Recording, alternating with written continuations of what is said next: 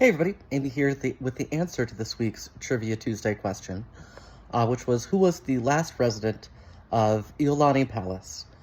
And for those of you who recognize the name, the only royal palace in the United States on Hawaii, you'll know that was the last monarch of Hawaii, Queen Liliʻuokalani.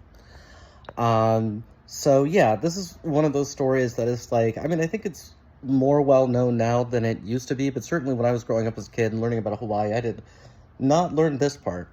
But it was, an independent kingdom, had been for a while, and her predecessor, I forget, I think it was Kamehameha V, had been forced to accept a constitution that was basically a reform that made it no longer an absolute monarchy, but a constitutional monarchy. It was called the Bayonet Constitution because there had been a militia that kind of had an uprising and just kind of forced this on the king.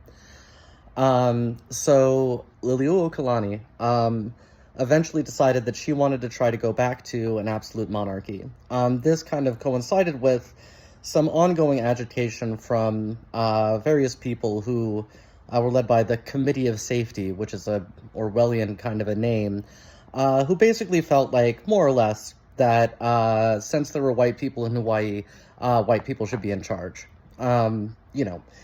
It's more complicated than that, but I feel like reading between the lines is what it boils down to. So they led a rebellion, convinced the local American representative to call in the Marines to support the rebellion, and she was overthrown.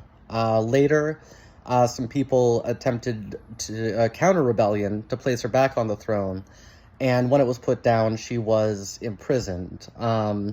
She was originally going to be sent to an actual prison, but it was commuted to, quote-unquote house arrest in Iolani Palace. She's an interesting person. She also, while in prison, wrote the well-known song Aloha Oi, and she wrote a biography, which I think I'm going to go out and read. It's in the public domain. That seems interesting.